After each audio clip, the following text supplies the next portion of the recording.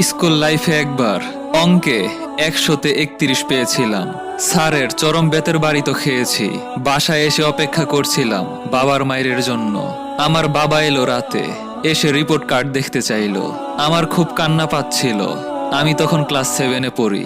আমার বাবা কত আগ্রহ করেই না রিপোর্ট কার্ড চেয়েছে। মাথা নিচু করে বাবার সামনে বসে আছি।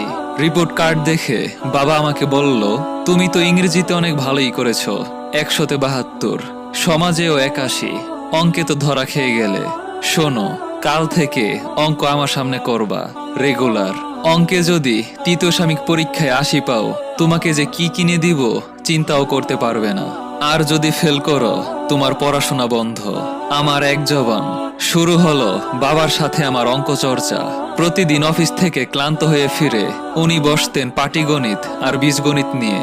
আমার চেয়ে আমার বাবার পরিশ্রম অনেক বেশি হতো।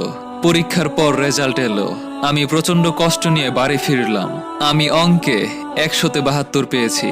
বাবাকে রিপোর্ট কার্ড দেখানোর সময় সেই কি কান্না আমার। আমার বাবা আমার মাথায় হাত বুলিয়ে বলল, কোন সুপারম্যানও 31 থেকে 80 পায় না 2 মাসের চর্চায়। তুমি তো 72 পেয়েছো। তোমাকে আমি 80 টার্গেট কেন দিয়েছি জানো? কারণ যেই তুমি 31 বা 40 পেয়ে মন খারাপ করতা না, শুধু টেনশন করতা বেতের বাড়ির, আজ সেই তুমি 80 পাওনি বলে কান্নাকাটি করছো। কারণ তোমার মানসিক পরিবর্তন হয়েছে। এখন তুমি বুঝতে পেরেছো তুমি আসলে 80 পাবার যোগ্য। সেই সন্ধ্যায় বাবা আমাকে নিয়ে স্টেডিয়াম মার্কেটে গিয়ে সেগা ড্রাইভ টিভিতে চলে একটি গেম কিনে দিল। বাবার এই আচরণ আমার মনে প্রচন্ড প্রভাব ফেলেছিল।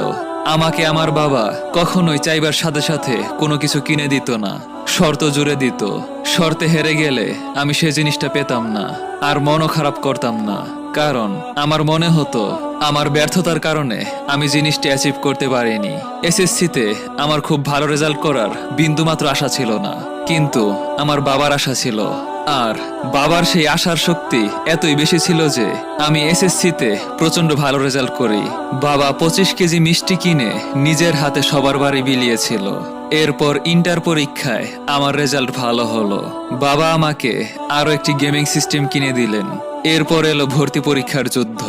ভর্তি পরীক্ষা পুরোই ভিন্ন, জীবনের মোড় পরিবর্তন করে দেওয়া একটা অধ্যায়। আমি বন্ধু বান্ধব, আড্ডা গান এইসব নিয়ে মেতে গেলাম। এক রাতে আমার বাবা আমাকে বলল, বাবারে, আমি মধ্যবিত্ত মানুষ, তোমাকে দামি প্রাইভেট ইউনিভার্সিটিতে পড়ানোর টাকা আমার নেই, সামর্থ্যও নেই। তুমি একটু মন দিয়ে পড়াশোনা করো। আমি জানি আমার ছেলে ভালো কোথাও চান্স পাবে। যে ছেলে অঙ্কে এসএসসিতে 100-তে 100 পেতে পারে, সে ছেলে চেষ্টা করলে সবই পারে। বাবা চোখটা চকচক করে বলল, তুমি যদি ভালো ভার্সিটিতে চান্স পাও, স্পেশালি বুয়েট বা মেডিকেল, আমি তোমাকে তোমার টেবিলে আঠা দিয়ে লাগানো সেই কম্পিউটারটা কিনে দেব। আমার বাবা সবই লক্ষ্য করে। আমার খুব স্বপ্ন ছিল আমার নিজের একটা কম্পিউটার হবে।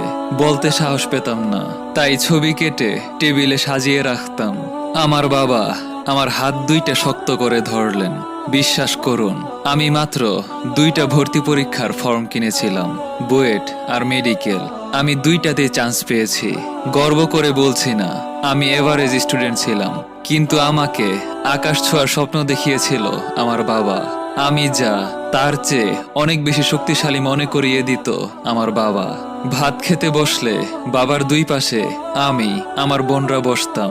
উনি মাছ মাংস যা ছিল ভেঙে ভেঙে তার ছেলে মেয়ের পাতে তুলে দিত। এতেই ওনার প্রচন্ড তৃপ্তি হতো। আমার মেডিকেল ভর্তি ক্যান্সেল করে বুয়েটে ভর্তি হবার 1 মাসের মধ্যেই হাই কনফিগের ডেস্কটপ পিসি চলে আসে আমার টেবিলে। আমি জানি এই পিসি কিনতে বাবার যে কতটা কষ্ট হয়েছে, কিন্তু পিসির পাশে বসে যখন আমি আনন্দে বারবার চোখ মুছছিলাম, বাবা তাকিয়েছিল আর বলছিল, এই কম্পিউটারের জন্য আরো কিছু লাগবে, লাগলে বলবা, ইঞ্জিনিয়ার সাহেবের কম্পিউটার বলে কথা।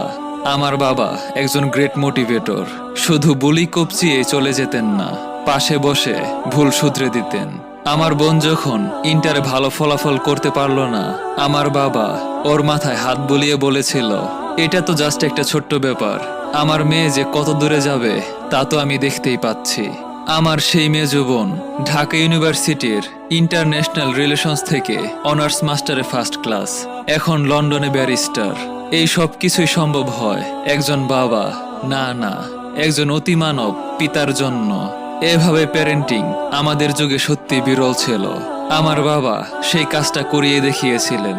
আমার বাবা এখনো আমি একটু নিরাশায় পড়লে আদর করে বলে, বাবা রে, জীবনটা ইসিজি কার্ভের মতো, উঠে আর নামে।